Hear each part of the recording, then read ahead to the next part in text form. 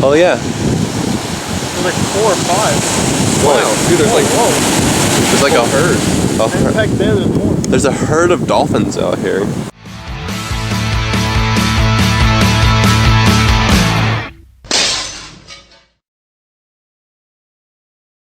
I must say, I've been looking forward to doing this review. Alt-J, an awesome wave, the debut album from this UK Mercury Award-winning group, really took off. 2013, I would say, would be their year. That's when I really started getting into them. I heard the singles Breezeblocks and Fitspleasure initially, really started to get into the band from there, picked up the record early 2013, and it kind of steamrolled from there. Ended up really getting into this band. I'm loving their new single, Hunger of the Pine, as well as Left Hand Free, although it's very different. Hunger of the Pine being one of my favorite songs of the year so far. Can't wait for the record. This Is All Yours, which is due out in September. Don't forget to like my Facebook page and check me out on Twitter. Links are in the description down below. Of course, my second channel is linked there as well. I'm going to be doing a live hangout tonight, actually, so make sure you're over there. The link is in the description. I will see you guys at 7 p.m. But by the time you're watching this review, that's probably not important, so skip right on over that. Don't even pay attention. Let's go ahead and jump into this album, An Awesome Wave. Alt-J have really made a name for themselves on daring to be different. Symbolism plays a huge part in this band's image. They may be too dense or artsy for some, but I find their incredibly broad range incredibly enticing. There are two things that make Alt-J really click with me. The first of those obviously being the music that surrounds this piece of art. Full of rich but light flourishes of off-kilter guitar work, skillful and precise drum patterns, and vocals from frontman Joe Newman that are noticeably different from really anyone else in the music scene today. The other key attribute that really makes this band work for me and resonate with me still to this day is their lyrical content. In a world that is so convoluted with cliches and set patterns, this band is making masterpieces lyrically that actually make the listener think. That is the key right there. Something that doesn't just go in one ear and out the other. It's something that'll make you think. You might not agree with everything they have to say, but at least it challenges you. I think each song kind of has a deeper meaning, something more than just what meets the eye. Prime example, Tessellate, the single. Could be explained in many different ways. The song is just very brooding and dark musically, led by this beautifully played piano part that really drew me in. It mixes in with this sinking feeling of just despair and sexual desire and lust. To me, this song is all about that passion, and also speaks of a potential love triangle. Newman sings, "Triangles are my favorite shape. 3 points where 2 lines meet." Potentially referring to the fact that there are 3 parties involved in a love triangle, and the fact that they're all connected because of the other people. There's one person that receives all of the pleasure pretty much because, well, let's say, more often than not, it's 2 men fighting over 1 woman, especially still in today's society. Things still haven't quite changed over yet. But they kind of choose to put that aside, not think about that for the night, and instead, tessellate. It's a euphemism for sex. I cannot stress to you enough the importance of dissecting the lyrics and the hidden meanings in some of these songs, just because of the fact that it will change the way that you look at them.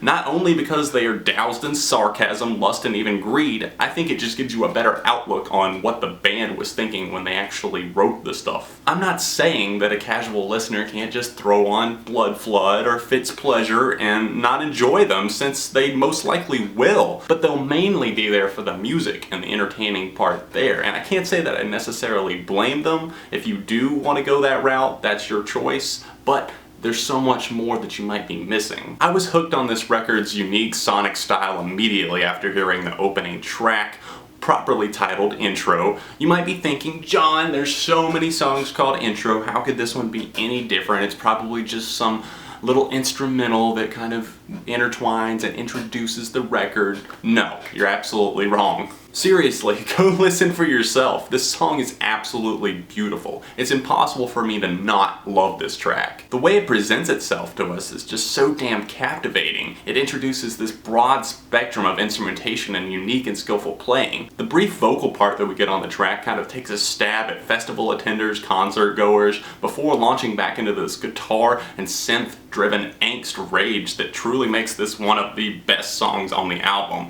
Less is more. They don't necessarily always have like in-your-face, brutal instrumentation, but they don't have to overdo it. That's the whole thing. They started this band in a college dorm room, and they couldn't play very loud at all. They weren't even allowed to have bass at the time, I don't believe. And that's what made less more for this group. They had to rely on minimalism, and they build the songs around that. One thing I didn't know and really fully understand right off the bat was the shocking single Fitspleasure, which, believe it or not, tells the shocking and brutal story of a violent gang rape.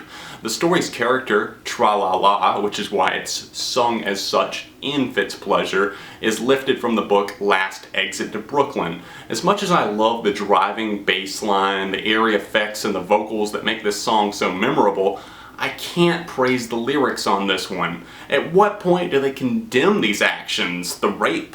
Where are they planning to step in and intervene, or even paint rape in a bad light? I understand that this is an artistic piece and it's supposed to paint the picture of one kind of looking through a window, kind of looking in and making observations, but still. Dissolve Me is a distinct song in its musical nature, pushing forward with a synth line that really supplements its almost bright guitar and keyboard melodies. It's interesting since this song is open to different meanings lyrically. The most common interpretation, which I personally believe to be true, is that the track is about a troubled couple who rely on sex and drugs to get them through their sleep-deprived and stressful life. Breezeblocks was another instant favorite for me, speaking of a doomed relationship that has taken its final dive off of the cliff, so to speak.